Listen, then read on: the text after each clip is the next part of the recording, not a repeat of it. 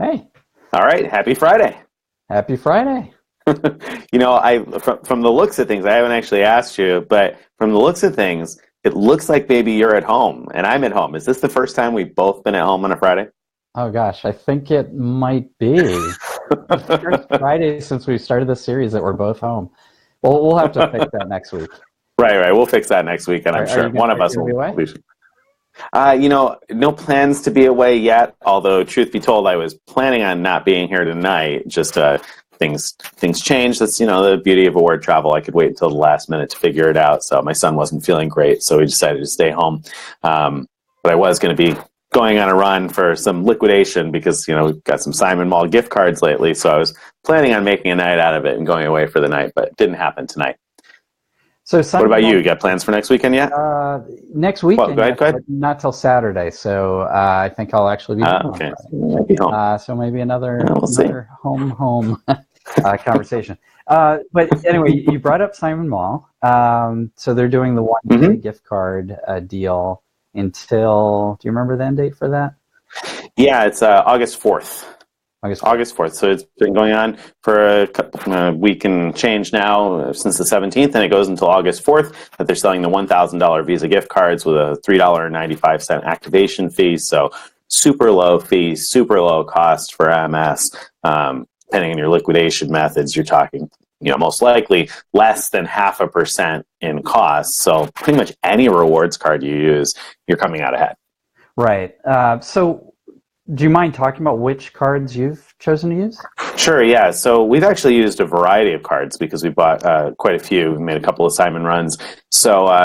So we try to spread it out because I wrote a post about mistakes to avoid with the 1K gift cards. And one of the things that I mentioned was not ramping up your spending and all of a sudden spending $10,000 at a time on a card that you haven't spent anything on in forever. So we've been trying to spread it out over multiple different cards that make sense. We live a distance from Simon Mall, so I definitely wanted to incorporate some cash back into that because I got to make up for the time and the gas and everything, make it worthwhile. So we've done some on the Alliant card because that's 3% back in the first year. We're past the first year on that, so 2.5% back now. But I've done several thousand on the Alliant card. Now, Alliant can be a little finicky, and they have sent out letters to people telling them, don't do that anymore. But I've found, at least anecdotally, that doing 3, 4, 5,000 a month here or there, maybe even twice a month, hasn't led to anything yet. So we did a few thousand on that. Did a large purchase on the Venture card because Venture card has been coming in handy for me lately. So I needed to replenish some Venture miles after I used a bunch. So did a big chunk on Venture.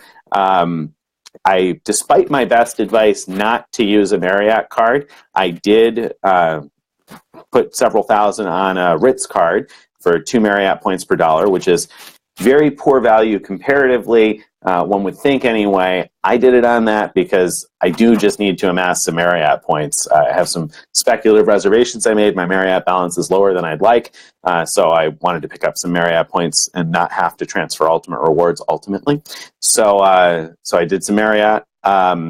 We did Club Carlson, Radisson Rewards card, because every 10,000 you spend on the Radisson Rewards card, you get a free night certificate that's good at any property in the U.S. You get that at anniversary after you've paid the annual fee. So I put 5,000 on Radisson Rewards card because I've spent about 5,000 already on that card this year. So that'll get me a free night certificate, 25,000 Radisson points. I had a targeted spending bonus too, where I needed to spend $500 this month anyway on the card in order to trigger 20,000 points. Yeah. So there's a ton of points coming that way. Again, U.S. Bank's another one people have been afraid to manufacture spend on, I think, because of the early reports about the Altitude Reserve card and people getting shut down. But anecdotally, my experience, the Radisson card, been fine with a few thousand here and there. So I did all of those. Actually put a little bit on a Sapphire Reserve. I know, crazy, 1 point per dollar, but we did a little bit of that. Cost is so low, I was still okay with it at 0.5%. Do you not have the Ink Unlimited or the Freedom? We don't have the Ink Unlimited or the Freedom Unlimited. I got to do a product change and change back to the Freedom Unlimited, and or actually maybe consider a product change to the Ink Business Unlimited. I guess I hadn't really considered that, but maybe one of our Ink cards we could do that. So yeah, I've been sacrificing there certainly half a half a point per dollar spent. So that was not my best. I'd give it a do as I say, not as I do on that. And then there was one more that's not coming to my mind right now. We put a few on another one I'm going to have to think about. So those are some of the ones I've done so far. I think, though, if my name was Greg Davis Keene, I would be at Simon using the Bank of America Premium Rewards card now. Yeah, I mean, so, I was away in England for the beginning of the promotion. I'm back. I haven't had a chance yet to go to the mall, but part of my hesitation has been trying to figure out which cards I want to gather up and bring, and that's why I asked you the question about it. One of the most frustrating things for me is that my wife has a Discover It Miles card, and I was thinking I would have her add me as an authorized user so I could go, because it's her first year with it, and go get. So you double up 3%. Yeah, that's huge. Yeah. Would be huge if they had given her more than $1,000 credit limit. Ouch. So when she first got that low limit, when she first signed up about 3 months ago, she contacted them and said, can we move? She has a Discover It card that has about 17 grand limit on it. Can we just move some of that credit over? Move it over. No, they said they won't do it. And then we're told, well, maybe it can be done after about 3 months. So we waited 3 months. She calls up, and we get the same story that, no, we can request a higher credit line, but we can't move credit. And so she had requested credit a few times over the past few months. Credit increase went nowhere. Got turned down. And on the phone just yesterday, it again went nowhere. So that was bad. Total bust. And yeah, that's disappointing. $1,000 limit is right. Yeah, can't even get one card with the activation fee. Right. So casting around, looking at my different cards that I could use for this, most of the cards I want to MS with are Amex cards. Amex cards, of course, yeah. Don't earn anything at Simon Mall. Right. And I do have the Bank of America Premium Rewards with Platinum Honors, which gives me a 2.62% cash back. So that's great. But at the same time, I haven't done any MS with that card yet. And so if I'm going to do it, I need to do it slowly. And so I want to go in and be like, give me $20,000 worth on this card, right? Right. Limit, but something close to that, I think. So, then looking around my other things, what do I do next? 2% with Citi double cash, but is that even going to I mean, that's Citi's added language against gift cards. I think it will, but that's actually I remembered while you were talking. That's the other card I've been using. I'm using the Prestige card because it's only 1 point per dollar, but now that we've discovered the Turkish Miles and Smiles sweet spot of being able to fly to Hawaii for 7,500 points each way, or 12,500 in business class, I mean, to me that was just a no-brainer. At the low cost of MS on that, you're talking very little money to manufacture a ticket to Hawaii. So I've been putting it on the Prestige, and I won't know yet whether or not I'll get the points. I assume that I'll get the points. I hope that I'll get the points. But yeah, I've also been using that card, and I've considered using an American Airlines card simply because American Airlines miles aren't transfer partners with anybody anymore. It's kind of a questionable value prospect. I've written before that you could just earn cash back on the Alliant card and buy the miles, but at the same time, I know I can't buy $20,000 worth of gift cards on the Alliant card, or Alliant will shut us down on that. So I've also considered picking up some American Airlines miles that way, because again, at a cost of half a cent per point, if that's what we're paying, that's a decent rate of return on manufacturer spending, I would say. Sure. Yeah, you can't really go wrong, as you said, with just about any rewards card. And so if you see a use for those miles, then by all means. I've been sitting on, between my wife and I, close to 1 million American Airlines miles, and we just haven't. Whenever we go to travel, I look around at all my currencies, and it just hasn't lined up where where you where we wanted to use those. many of the American Airlines. Yeah, I mean, we don't have any immediate use for them either, so that's perhaps why I haven't yet. Whereas the Prestige card, we've had plenty of. I have plenty of uses in mind for that Turkish Miles and Smiles program in general. And we're talking, what is it, $36? It's going to cost me in activation fees to manufacture a ticket each way anywhere in the United States. Based on the activation fees and the liquidation costs. So as much as I can put on the Prestige card, I'm going to. I don't want to go crazy because you do things like cycle credit limits and whatnot, and you're asking for trouble from the issuers. And I'm at least hopeful that Simon will do this again in the future. If they're doing it once, hopefully they're going to find that it works out well for them and works out well for us. And so hopefully it'll come back again, and I don't want to blow my chances of being able to take advantage of it again. Right. So cool. Boy, I was just about to ask you something and I forgot what it was. So let's move on to the next. Yeah. So definitely the Simon promos, big deal. Still going on a few more days, so still a chance to get there. One thing I will mention for the benefit of listeners out there is to make sure that you call them all if you can before you get there, because it's going to make it faster. They get everything ready. I was really impressed with how everything was prepared and ready to go. Customer service has been fantastic. So, be nice to the Simon Mall people. They're doing well by us and giving us a good opportunity. So I just remind everybody to, do well by them as well. But okay, so we talked about... During that public service announcement, I just remembered what I was going to ask you. I thought maybe you would. That's why I figured I'd toss in the PSA. Go ahead. Thank you for that. So Turkish Miles and Smiles, some commenter, or I don't remember if it was one or more than one, said they were able to book their awards over the phone. Yeah, quite a few actually now have said that, and so I've been wanting to write a post about that after I actually do it myself.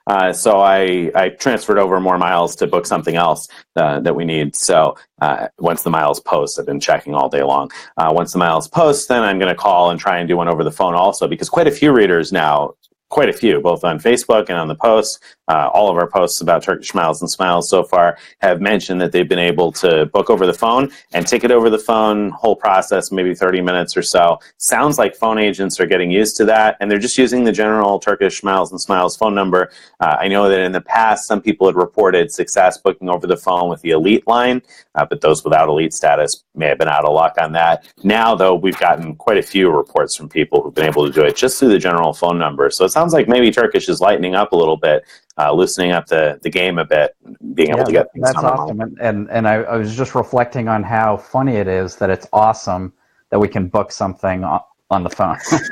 Normally, right? Normally the thing is like, oh God, this program doesn't let you book online, so I have to call over the phone. Yeah, and that's excruciating. But in this case, we haven't been able to book over the phone in the past or online, and now it sounds like at least the phone option has opened up. And of course, you had written earlier about the email option. So that's awesome that we now have like two good options.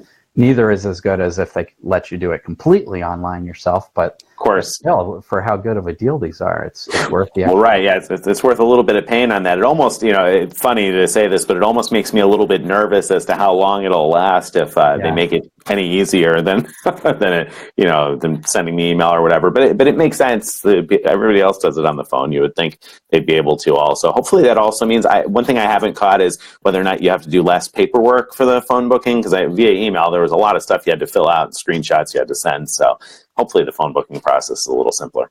Oh yeah, probably is. That's great. Most likely, yeah. So it'll be a faster, easier way to do it. So once I get some more miles into my account here, I'll make another booking, and then hopefully next week I'll have a post about booking over the phone. Sounds great. Yeah. So speaking of booking stuff, I know that I did a whole bunch of booking stuff, and I know that you wrote this week about the fact that you finally booked a little something for the 40K Far Away Challenge. So, where are we at? What's the status here? What do we have everything all booked up? Or are you thinking about booking everything up? What's going on with you? You know what? I think you and Stephen are going to have to set a deadline for me. This is taking forever. No. I like this. If you're going to use points at 1.5 cents a piece, please wait until the week of. Yeah. So I did finally book one flight for the challenge, and it was in fact a flight that is where I could find it online much cheaper than the Chase portal showed it. And so that led me to call Chase and see if I could get them to book it for me. And I was able to get them to book it for me. And so that's why I wrote that. That was the material, as you know, for that post that I published on Wednesday. Right. And that's an exciting find. That's a huge find. It's a huge find. And I think it's great, obviously for me for this challenge, but I think even more importantly for everyone who has lots of Ultimate Rewards points and has hopefully the Sapphire Reserve, so they get 1.5 redemption value for it. It means you can literally get that value for many flights, at least at price points that you might not have been able to get before. So that's all good news. The rest of my travel, though, all right. So it's no secret. I've talked many times about the United Excursionist perk, and right.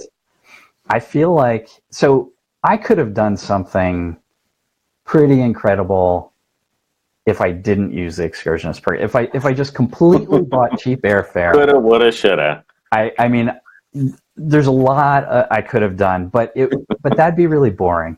I agree. That would be. It'd be very boring. Yeah. Definitely so being tied into doing something more complex is a great idea. I never had any intent to do that, but booking at least one flight with the cheapest fare with Chase points, that's good. That adds some interest there, and right. And a tip to be able to do it through the help desk? Is that what you have to ask for? Help desk, yeah. Yeah. That's a big tip. So, but using the United Excursionist fare, that's like the coolest and most interesting thing that I know of that I can do with my points. And so I intend to take full advantage of it. But it has led me to a situation where I would like to be able to just sort of book the beginning of my trip, and then once that's figured out, book the next piece of it. And once that's figured out, book the next piece of it.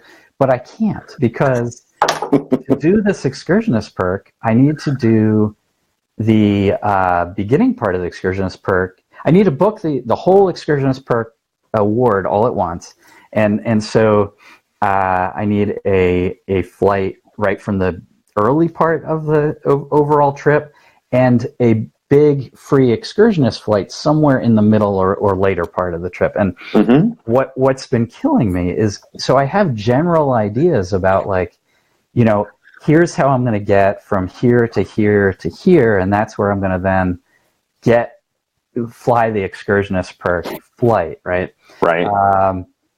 But all the times have to line up perfectly, and they sure do. And the cost. So one of the cost is tricky. Costs are really tricky. One of the things that killed me, I had a plan. I was going to do it, but I hadn't checked the fees for that. So the Excursionist perk is free in miles, but that doesn't mean that you don't pay fees for that flight. Now, United miles, you don't pay fuel surcharges, but you do pay airport, like departure taxes and that sort of thing. And it happened that the plan I had in place, that I thought I had in place about a week ago, the departing the airport that I was gonna take this Excursionist perk flight from charged a huge amount for way too much, for departure tax or something like that. Yeah, I couldn't find any awards that didn't charge the same amount, so that's why I'm assuming it's a departure tax. I had to shuffle around my plans. I have a new plan, but I'm still trying to make all the pieces work and account for things like, what if the flight's an hour delayed? Am I still going to be able to make it and everything? So, so I'm kind of stuck with, I've just booked one thing.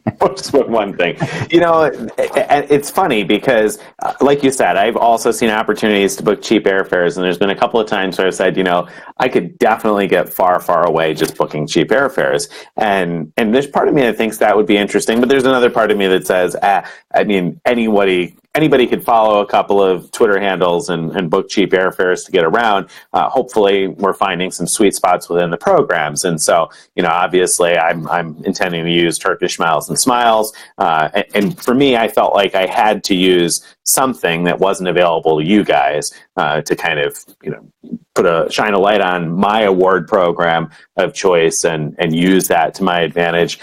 So I wanted to do something like that. It sounds like you've had the same thing going, and I think Stephen Pepper also in wanting to, also think outside the box and find something that United Excursionist perk find and you're finding the 5K flights. Certainly something really interesting. So I'm interested to see what you end up doing with it. But I don't envy your challenge in figuring out how to thread the needle just right and line up all the flights. Is there any part of you that has, I know it's happened to me, it's been like, I really wish I could do this 2 times.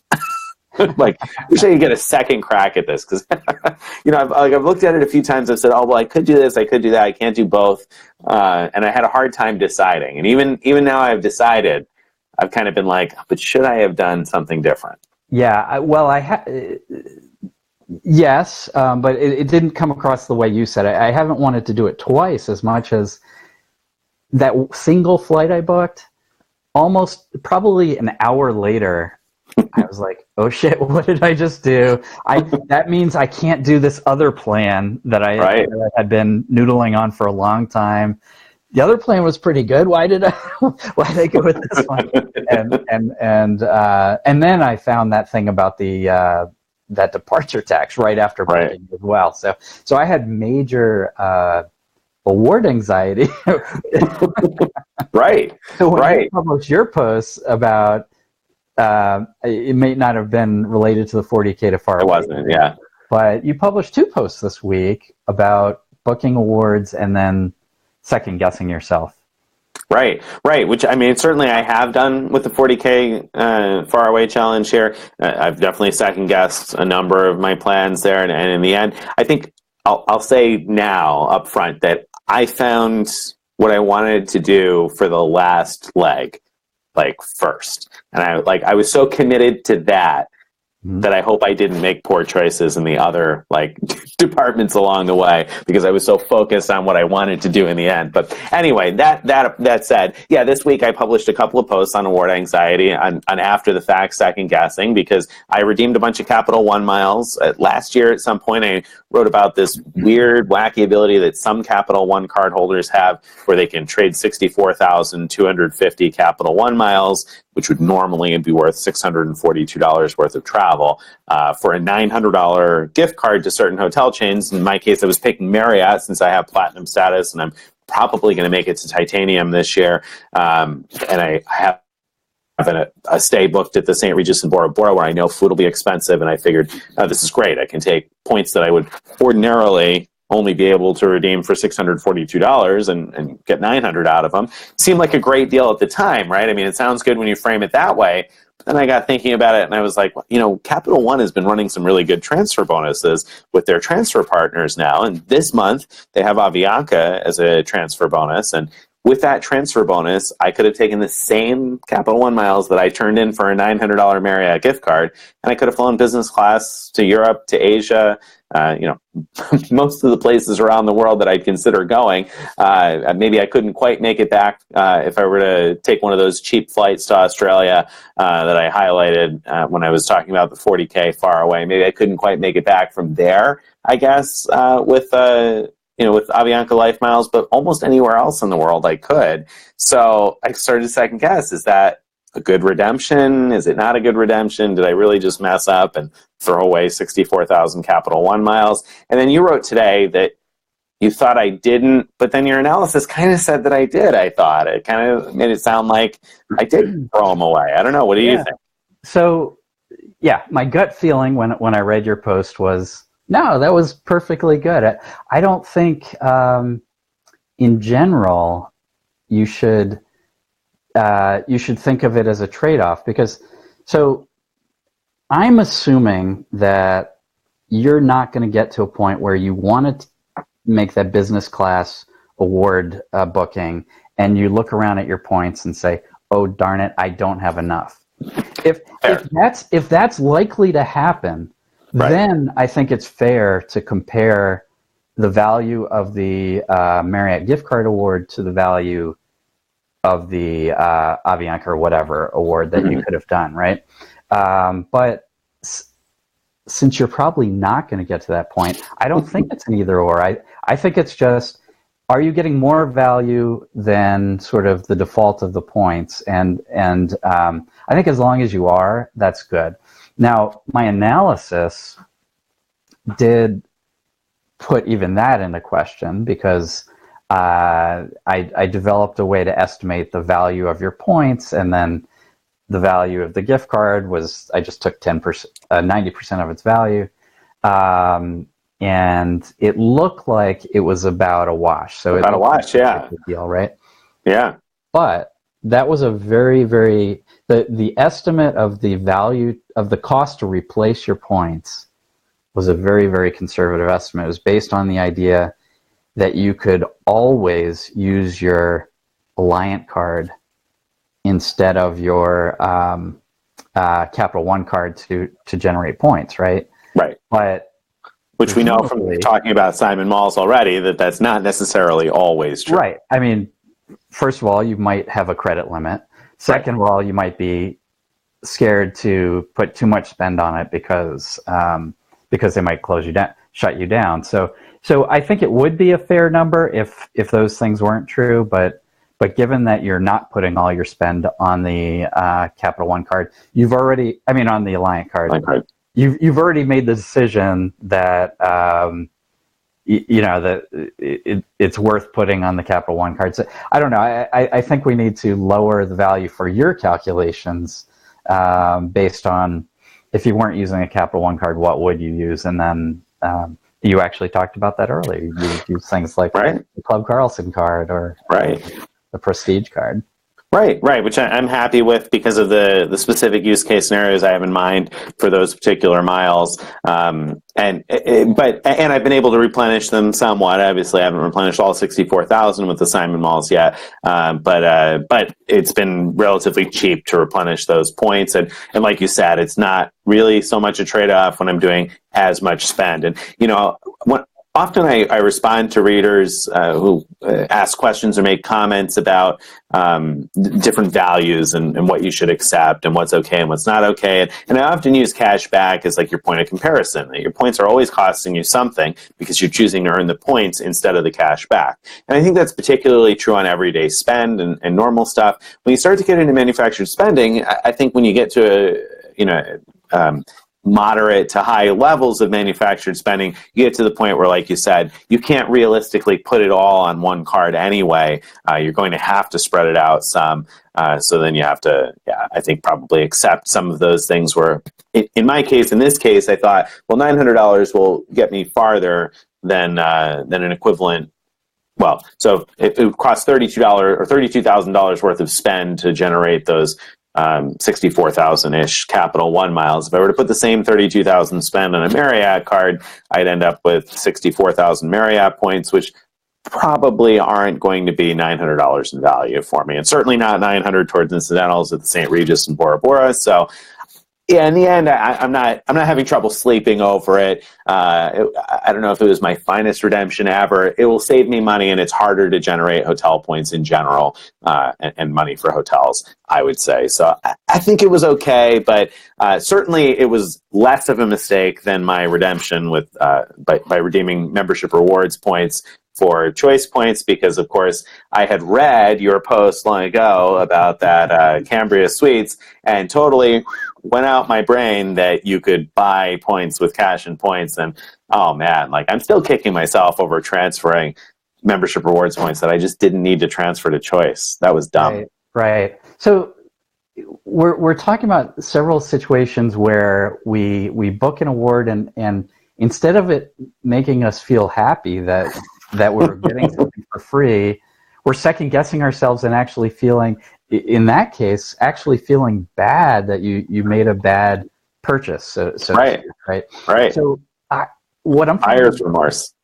Yeah, what I'm finding fascinating about this is that it kind of turns upside down my whole idea of the joy of free. So for those listening, the idea of the joy of free is that sometimes when you use points to get something for free, you redeem points for in merchandise or travel, whatever. It feels like it's free. That's the idea. It feels like it's free, and because it feels like it's free, you enjoy the experience more, and therefore the value of that award is higher than the objective value. So there's a higher subjective psychological value to the award because you enjoy it, because it's like, it's free. I had a post where I compared it to a shopping spree. Shopping spree sounds like super fun and exciting. Like you run around a store and get all this stuff for free. Yeah, right. And the less you sort of value your points, the more valuable they are, because you feel like redeeming them as free. And what we're talking about now is the opposite. It's where you do value your points, and you value them. You know so much about what you could do with them that you value them so highly that it's painful to spend them. It's painful to spend them, yeah. Yeah, that is an interesting phenomenon. Before you said that last sentence, I was going to say, I almost think that this is more of a burden, so to speak, or something that probably weighs more heavily on your mind the more points you redeem, right? Because, when you're redeeming them all the time and you're redeeming them for valuable stuff, then I think probably you're like more apt or more likely to compare to what else you could have gotten instead, what you gave up, what your opportunity cost was. And that actually fits in exactly with what you said there. I think the more you know about what your points can do, the more you think, okay, well, man, I just made that choice and I gave away enough points that I could have flown Iberia business class, and I could have bought those points for $200 and change, and had myself enough points for an Iberia business class flight. And in my case, like you said, it's not like I'm going to be in a situation anytime soon where I'm going to be scraping for the points that I need for an award and not be able to find them. So it's not really as though it's bankrupting me in terms of points, but still it's painful to let them go for poor value. I don't know. Do you not struggle with that? Does that not ever hit you? I absolutely do, and it took me writing a post. So I'm still sitting on like millions of Ultimate Rewards points, and it took me writing a post about whether or not I should give up the Sapphire Reserve card, to where I realized one of the reasons I can't really give it up is because I have all these points sitting there that, even though theoretically they're worth more than 1.5 cents each if I transfer them to United and do the excursionist perk or do or other transfer partners. The truth is, I don't think there'll ever come a time that I transfer them all to transfer partners. So my best use of them is at 1.5 cents value towards travel. So anytime I have travel or my wife has travel, the best is when she's getting reimbursed for travel. We could book it through Chase Ultimate Rewards, and we're basically cashing in those points in that case for 1.5 cents each. And I had a lot of trouble with that earlier until I realized that when you're points rich, and this goes back to my post from today, when you're points rich, I think you can afford and you should actually redeem points for anything that you would consider good. Like a good value. It doesn't have to be a great value. It just needs to be good enough to meet whatever your threshold is to say, okay, this is good enough. And for Chase points, that point for me, and I think for most people, should be 1.5 cents. Now, I'm gonna say, and you might disagree with me on this, that I totally agree that that's true when you're points rich. When you get millions of points, I think a good value, using them for a good value now instead of holding on to them and hoping that maybe someday you'll get a good value and chancing that they're going to devalue. I definitely think using them now makes more sense. Using them now for good value anyway makes more sense. But when you're not points rich, when you're like working spending one, one sign-up bonus, one welcome bonus at a time, then I think you really do need to think a little bit more, or not even welcome bonuses. If you're actually just out there spending or doing manufactured spending and just earning enough points for your vacation every year, let's say, or for 2 vacations a year that you're intending to take, then I do think you need to think about it more, because I think some people should consider a more cashback centric philosophy or approach, because if you accept too many of those poor values, then you ended up using your cards and not getting as much as you could have. And I look at it with that redemption with choice. If I had a lot fewer membership rewards points, then I would probably be kicking myself a lot harder, because I could have bought those really cheaply, and I could have made up that cash in lots of other ways. Whereas replacing those membership rewards points will take me more time, and obviously I can't do it at Simon, so I'll have to come by other manufactured spending techniques, perhaps, or just do more organic spend. If I felt an urgent need to replace those, then I would be kicking myself a lot harder. So I would say that people who aren't points rich need to be particularly careful about how they use them. And that's not to say don't enjoy using them. I mean, great. If you enjoy it, fantastic. But I think you do have to think about it a little bit. No, I mean, do you think I'm wrong? Should you just kick back and enjoy and redeem, and you get yourself a free vacation and it's great? Or no, I totally agree with you on that point. And the thing to highlight here is we're talking about transferable points mostly when we're saying this. Right. So my theory in the Joy of Free was that the less flexible a point system is, the more you can enjoy the Joy of Free, because you don't have all of these. It's not like a currency where you have lots of options. It's totally true. Thing. So we had I can't remember what it was. There was some flight thingy where we had referral credits that were good for gift cards, right? Mm-hmm. And all you could do with it, the only thing you could do with those rewards is get gift cards. And I know, and personally, when I cashed that out for Amazon gift cards, that felt like free to me. Like, oh boy, I'm getting all this free Amazon gift cards, and that felt that there was a right. I couldn't keep it in the bank and then use it for some higher value thing in the future, right? Very true. Very true. Very true. And real life example for me on that was my stay recently at the Radisson Blue Mall of America, where there's only so many places I'm going to use Radisson rewards points. Room rates weren't that high, and maybe it was $200 a night, and I spent 70,000 points, so I got less than 0.3 of a cent in value out of my Radisson rewards points, which isn't a fantastic value, but at the same time, I get to stay right at the mall. I was connected with a baby. That's super easy. You just stroll right into the mall and walk around. So there's definitely a Joy of Free there. We've stayed there a couple of times now, and we just happen to like it. The staff there is great, and the location's super convenient. And there just aren't very many places I'm going to use Radisson rewards points. So that isn't right. And you had used up your free night certificates already? I had. Well, I used a combination. I used free night certificates and points because I stayed for a few nights. Those are an even better example, right, of the Joy of Free. When you have a free night certificate, there's literally nothing else you could do but get that free night. And so I think there's, at least theoretically, there should be more joy to free using those. Although I have to admit, I frequently, when I've had them, have run into the same situation that you've described, like you described in Japan, I think, where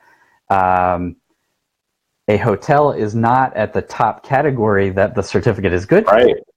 And so you feel like you're not getting... You're leaving a few thousand points on the table, right? So it shouldn't be that way, right? You should just be happy that you're getting a free night and just enjoy it. But unfortunately, the more we think about these things, the more we struggle with the... and admittedly, you and I probably think about them more than the average bear. I think so. And that's the way it should be. That's our job. Literally our job. Right. So the rest of you guys can kick back and relax and not think about these things. We'll think about them too much and write about them so that you don't have to. Yeah. Everybody else just enjoy. Enjoy your free night. Unless you're really few points, and then do something about how to use it. Be careful about it. I think anyway. I think you have to. I agree with that. Or going with a plan. Know what you're earning and why you're earning it and how you're going to use it. And that's probably the best piece of advice for people who are not points rich, is to create a plan, decide what you want to do in advance, and earn the points specifically for that. Now, I say that, of course, when you're earning transferable currencies, you want to earn something with a couple of backup plans so that if one reward chart devalues, you got another option. But yeah, I mean, I think you need to be focused if you're just starting out or just replenishing from close to zero. Isn't that like impossible though? So someone who's just starting out probably doesn't know the first thing about what they can do with their points, and so they might have a vague idea, like I'm doing this so I can have a trip to Australia or something, but how would they even know what kind of points to get? I mean, what we tell them, what I say all the time, and you say, is get transferable points, because then you'll be covered under a lot of situations. So Chase points, Amex points, or Citi points, or Capital One points are all good for that purpose. Yeah. But I don't know. I'm just having like. Yeah. My advice to a beginner, though, whenever somebody asks me, on the rare occasion that, and it is rare kind of, I think, in my friends and family circle, rare occasion that somebody asks me about what credit cards they should get, I will almost always say, okay, well, where do you want to go?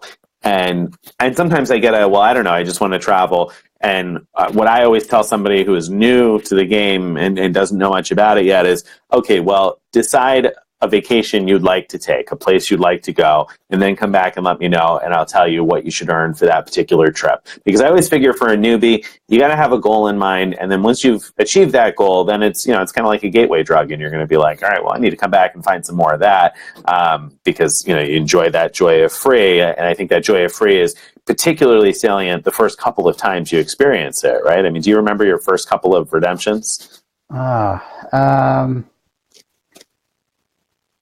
While back now, huh? Well, I mean, it goes way back. So way back, yeah. Well, I think that my wife and I, for our honeymoon, that she had earned American Airlines miles from traveling, and so I think we used those miles to get from Nashville to Boston, where we then rented a car and drove up to Bar Harbor, where we nice. stayed at B&B. That was our honeymoon. It was nice. Yeah, it's beautiful up there. But I mean, that was a long time ago. Yeah. But I mean, I those first few redemptions, I remember thinking, wow, this is incredible. I'm on a plane and I paid $5 for this ticket or whatever. Those first couple of redemptions are awesome, and that's what kind of, I think, builds the interest in learning more about, okay, well, where can I go next? So for people who are just starting out, or if you know family and friends that are just starting out, that's the way I always start with them anyway. I tell them, pick a place, pick a trip, and I'll help you figure that trip out, and then and hopefully with transferable points. But I think you have to have that goal in mind. Otherwise, if you're just spending willy-nilly without any kind of plans as to what you're going to do with the points, unless you intend to spend so much that you'll be really points rich, I think you're probably accepting poor value. Then you do too much of that 1x spending, like I talked about on the Sapphire Reserve earlier. Do as I say, not as I do. If you do too much of that, it's just not worth it compared to your other options. There's so many good options on the market. In fact, I don't know if you saw it yet even, I just saw a new post from Richard Kerr, actually, over at the Points Guy now, about a new credit card that I was not aware of, that through September 30th, you can earn 3.75% cash back on everything. No, I haven't heard about that. So Richard Kerr wrote this at the Points Guy. He's recently moved over to the Points Guy. So I think it just posted a couple of hours ago. The BP Rewards is a gas rewards card, and I only had a chance to quickly read the post, but essentially what it boils down to is you earn gas rewards on it right now, but on October 1st the program is changing, and so you're going to be able to redeem those like cents per gallon. You have the choice to convert them into a statement credit instead of $3.75 basically for every $100 of spent. So it can be 3.75% back everywhere between now and September 30th, which isn't that long, but I mean, I don't know how long it'll take to get a card delivered, but if you were to apply for it right away, maybe you could hit up Simon Mall before this promo is done anyway. But there's always things like that, opportunities that are flying under the radar that nobody has bothered to read all of the different terms and conditions on yet. And so, if you're just earning points at 1x, you're missing opportunities like that. Right. Yeah, no, that's really cool. Yeah. You have to check it out. Yeah. We'll have to take a close look at it too and get it on our best offers page. Once we figure out the details, because it does look like it'll be a limited time opportunity. But for those who can strike while the iron is hot, it could be a great opportunity. Yeah, super cool. Yeah. All right, good. All right. Do we have anything else on the agenda? I think those were the main things that were on the agenda for this week. That was most of what we've talked about for the week. It's been Simon and award redemption and 40K obsession. So I know even though that my 40K stuff is all booked up, I've been obsessing over it, still thinking about it, looking at it, thinking about all the different possibilities I have to do. I look forward. I'll say about 40K. I look forward to what the next challenge is going to be too, because the deeper we get into this, the more I'm thinking about the next challenge. And people keep commenting about what the next challenge will be on Twitter and on the posts and on Facebook. So I'm pretty curious as to what will hatch for the next one after this one is done. Yeah, but I have an awesome idea for it, but I'm not going to reveal that yet. But, I have a couple of ideas percolating also. So I have no doubt you do. Yeah. I can't believe that since my mind is 100% on trying to figure out this 40K thing, I can't believe that somehow I managed to do an extra 10% thinking about what the next challenge will be. Like, oh, Greg, you got to get through this one first. No, totally. Yeah, I mean, so much time and effort going into this. One last thing I wanted to say about the 40K challenge earlier that we didn't talk about, the 40K faraway challenge, was that in the very beginning when we hatched the idea, there was at least part of me, and I imagine part of some readers or listeners, that thought, do you really have to travel it? I mean, or could it just be a challenge where we just came up with the idea and we were like, okay, this is what I would do, and just write out a plan kind of a thing. Do we actually have to do the travel part of it? And the further we've gotten into it, the more and more I've realized how important it is to actually do the travel rather than just write about the theoretical, because I think the actual doing of it is going to be, I would say, at least as challenging as the planning, right? I mean, no doubt. Like that's. Plus, I mean, it makes the planning harder, right? Because we know we actually have to do this. We know that we actually have to, get to that airport or ferry terminal or camel on time before it departs, and that things can and will go wrong, and what are we going to do about it? And so we have to think through all those things. And where are we going to sleep if we're somewhere without a bed? And those and it's so much more than if it was just theoretical. When you have to do it, I think that just probably lights so much more of a fire, and I think that's why each of us have been so obsessed with it, knowing that it's not just something we're going to write about and talk about, but something that we actually have to do. Actually going to do, yeah. And I can't wait. I can't wait to see what you guys are doing, and some parts of my trip I probably am not going to enjoy so much, but some of it's going to be really fun. We'll see. I'm looking forward to it. I'm very excited about parts of my trip, and there are parts of my trip that I am not very excited about. But I'm excited about the return, which I haven't actually booked yet. But I've been thinking long and hard about it, because there's going to be some discomfort along the way. I'll reveal that much. There'll be some discomfort along the way. So I look forward to returning very comfortably. Yes, nice. That was, people have talked about we really need to do a round trip. Challenge. Right. But I kind of agree with I love the idea of sort of ending this one far away, and then extreme luxury for the next. Extreme luxury for the next week to make up for what we've lost over the week of travel that's different than perhaps what we've been doing for the last few years. So exciting stuff. All right. Well, very good. Always, it's been fun. Thank you very much. Great having you here on Fridays. Great being able to chat about all the stuff from the week, and great having some readers out there comment and let us know what you think as well. So thank you guys very much for listening in. Yeah, thanks everyone. See you next week. Bye-bye.